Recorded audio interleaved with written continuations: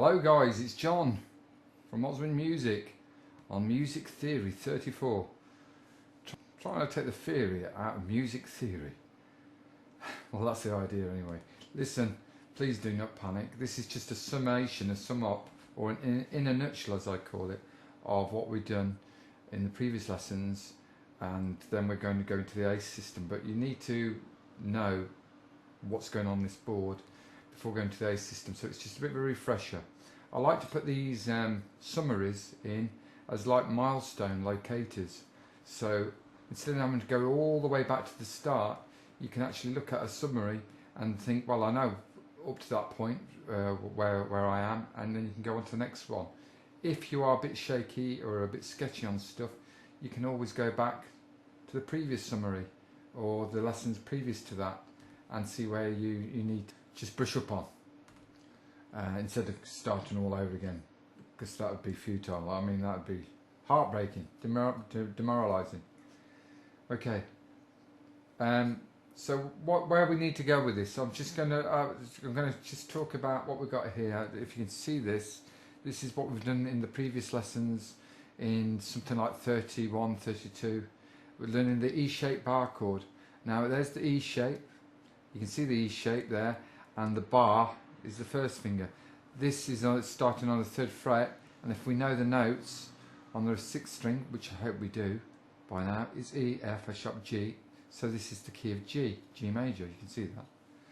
By taking this note off here in the middle, we get its minor chord, or its E minor type shape, if you're with me.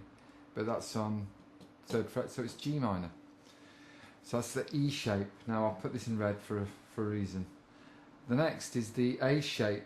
Now the A shape is derived from the open A chord. You can see a similar version there, and there's the bar chord. Now when you play an A shape chord system, it starts from the 5th string, doesn't it? And so if I'm located there on the 10th fret, on the 5th string or the A string, that would be a G. Okay, and this is its minor equivalent. You can see the little A minor shape if you're with me, and there's the bar. But in this case, because it's on the 10th fret, it's G minor. Are you with me? Okay, and so this would be an A shape. I went on to talk about the C shape being movable, okay, and you probably wouldn't use that as a chord, as a movable chord change in a song or in playing music like, but you need to see it, and it all will be revealed in the next couple of lessons why, but you'll see the system. You need to see the shape as a movable shape. You put your 4th finger where that would be if I'm just doing the key of G, and it's on the 5th string or the A string, and again that would be a C. We call it a CD shape because you can see the little D shape. It's a crossover of C and D. That's what it'll do.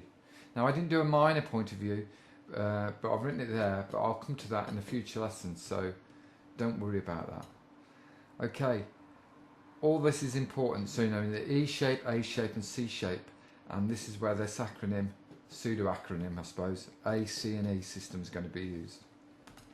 Okay, what we need to know the notes on the E string, 6th string. We must know how to construct a major scale, and I've done an example here: tone, tone, semitone, tone, tone, tone, tone, semitone. That's Tina Turner's shoes, Tina Turner's training shoes. Yeah, silly as it sounds, but if it works.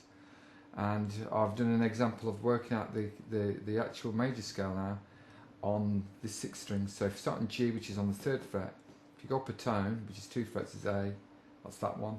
Up a tone is B, I'm highlighting that in green. Up a semitone is to C. Up a tone is to D.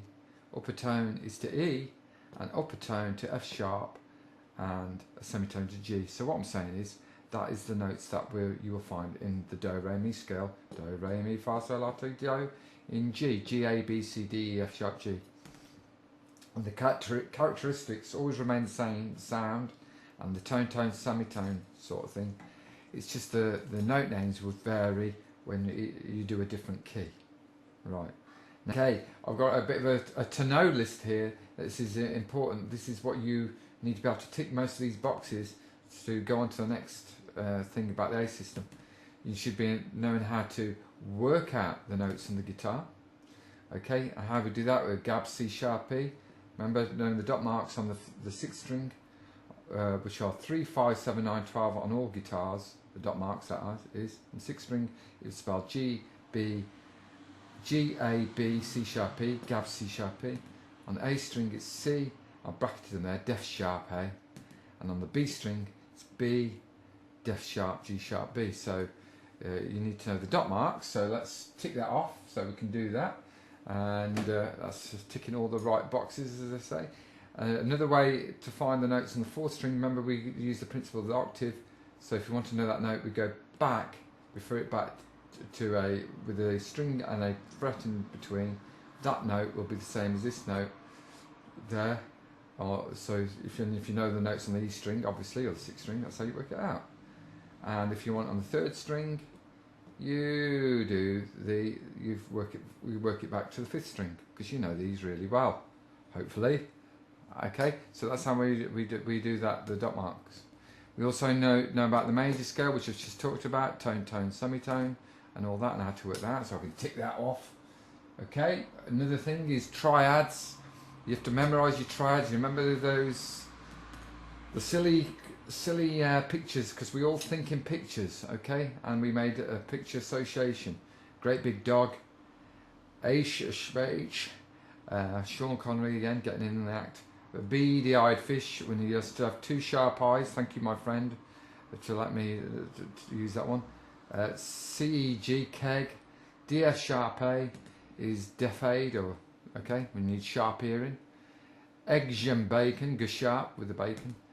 Fac, okay, swear word, Cockney swear word, slang, or face, whatever. Okay, and so you know how to get the minor triads, because all you do is you flatten the middle ones, because when you play a minor chord, you bring it down a semitone. Let's go back to this G, B, D, for instance. So if I wanted a G minor, the B becomes, if you flat it back, one note, one semitone, one fret, would be a B flat. We don't call it A sharp, because you're not sharpened it, then you flattened it. It's B flat.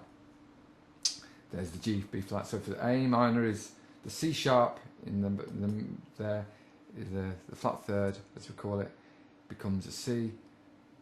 B major, if you flatten the third, the D sharp becomes a D, as B, D, F sharp.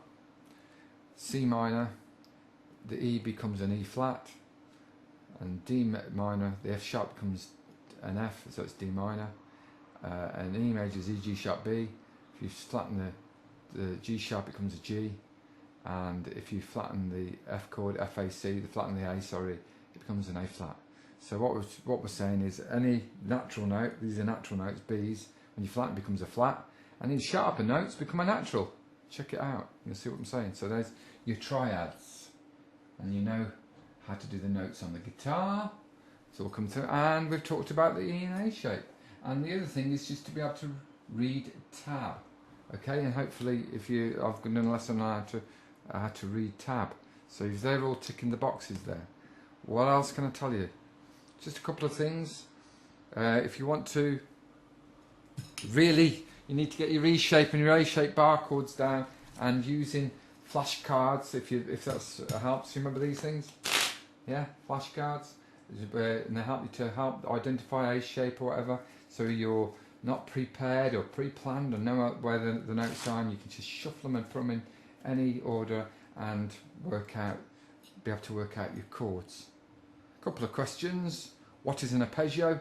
An arpeggio are just basically the 3 notes, the 1, 3 and the 5, a major arpeggio that is the 1, 3, 5 of the actual notes of the scale, or they are basically the notes played separately, which is the same term for a triad. Okay, so it's just a flash word for the same thing. What defines a key, I should have put, the first chord generally defines the key. Okay, 85% of the time in the song. So it starts on G and ends on G. It's in the key of G. It usually starts on C, ends on C. If you want to know 100% of the time, and you want to know what the chord is, it's the last chord. Sorry, want to know the key is, check out the last chord of a song, and that is the key. Okay, but it generally starts on the same chord and it finishes on the same chord. It goes on a little musical journey. So, what is the A system? The A system is going to be used in a nutshell. Let's talk it. You need to know the E, the A, and the C. Don't go in this particular order, but there's the A, C, and E where you get the term ace. So you need the E shapes in major and minor form, the A shapes in major and minor form, and the C form, major and minor form. I showed to do the minor another time. And you're going to then relate these chords to all the scales, things like the major scales, the pentatonics, the minor scales, and arpeggios. You're going to see how they superimpose or overlap each of these three shapes, and it will cover the whole neck of the guitar. And coming through out of that, when you know that, you'll be able to play in any key, all the major scales, all the minor scales, all the pentatonics, all the arpeggios, and then be able to use them you'll have a good toolkit to play any style of music, and I mean any style of music. So from rock, folk, jazz, classical, and everything in between, it's going to work. So I'm going to check out my cards, and I'm going to see I'll see you next time. Whee! I've got to pick them up now. Bye. Peace. It was worth it though.